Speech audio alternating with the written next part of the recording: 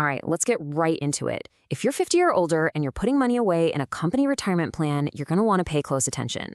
There's a huge new rule about to kick in, and believe it or not, it all comes down to one single number. And here it is, $150,000. Now, this isn't some new savings goal. Nope.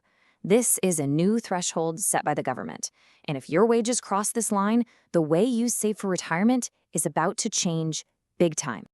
That's right. The key here is your income from 2025. It's kind of like a look-back year. If you earn over that 150 mark, then in 2026, the way you make those extra catch-up contributions is going to be completely different. It's a fundamental shift in that classic dilemma: pay taxes now or pay taxes later. So here's our game plan for today. We'll start with the new rule itself. Then we'll quickly define what these catch-up contributions actually are. We'll explain something called the Roth mandate, look at why this whole thing got delayed, then we'll get into your action plan, and finally look ahead to what this all means for 2026. Okay, so where is all this coming from? Well, it's part of a massive piece of legislation called the Secure 2.0 Act. Now, this law was packed with all sorts of updates for retirement, but this one provision, it's one of the most significant for individual savers, especially if you're in your peak earning years. All right, before we dive into the new rule, let's just take a quick step back and make sure we're all on the same page. What exactly are these catch-up contributions that we keep talking about? You know, they're actually one of the best tools out there for hitting the gas on your savings. The moment you hit the big 50, the IRS basically says, hey, you can now put extra money into your 401k on top of what everyone else can. It's specifically designed to help you really bulk up that nest egg as you get closer to retirement. And this table here really shows you how it works, using the 2025 limits as an example. So everyone under 50 has their standard limit, right? But look what happens next. Once you're 50, you can tack on that extra catch-up amount. And get this, there's even a new super catch-up for folks between 60 and 63. It's this extra money, that catch-up slice of the pie, that this whole new rule is about. And that brings us to the heart of the matter. We're calling it the Roth mandate.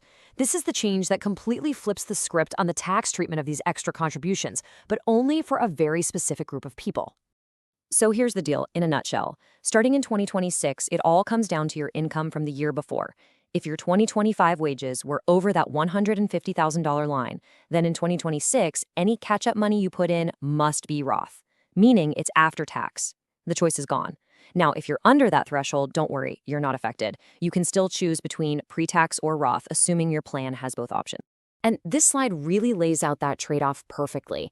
On the left, you've got your traditional or pre-tax contributions. You get a nice tax break today. On the right, you've got Roth. You pay your taxes on the money today, but then your qualified withdrawals down the road are totally tax-free. This new rule essentially forces higher earners into that bucket on the right for all their catch-up savings. No choice. Now, you might be sitting there thinking, wow, this sounds really complicated. And you'd be absolutely right. In fact, this rule was supposed to start back in 2024, but the IRS had to hit pause and announce a 2-year delay. So why'd that happen? This timeline kind of tells the story. The law passed in late 2022, set to go live in 2024. But by the summer of 2023, the IRS basically had to throw up a stop sign. They pushed the start date all the way to 2026 just to give everyone time to figure out the nitty-gritty logistics. And this quote right here, this gets to the real heart of the problem.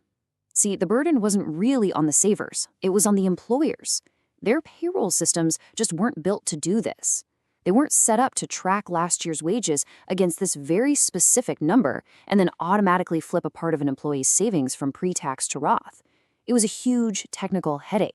So you had groups like the Spark Institute, who represent the whole retirement plan industry, going to the government and saying, whoa, hold on a minute. This is not going to work on the original timeline. They needed time to reprogram some seriously complex systems. And that advocacy is what led to the 2-year delay, giving everyone some much-needed breathing room to get it right. Okay, so that delay is almost over and this rule is definitely coming. Let's pivot and talk about what you should be doing right now to get ready for it.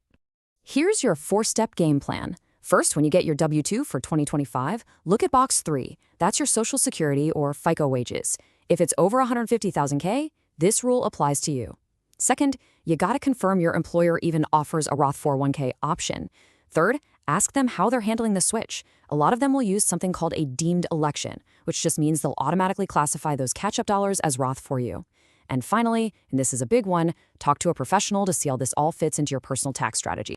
And this is probably the most critical question for a lot of high earners. What on earth happens if you're subject to this rule, but your company's plan doesn't even have a Roth option to begin with?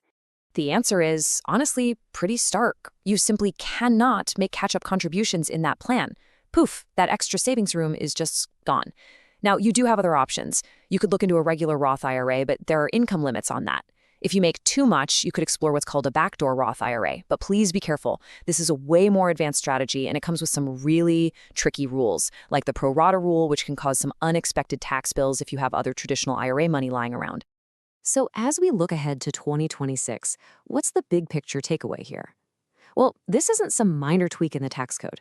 It's a whole new reality for how a lot of people are going to save for retirement, especially in those final, crucial working years. The bottom line is this. The rule is happening.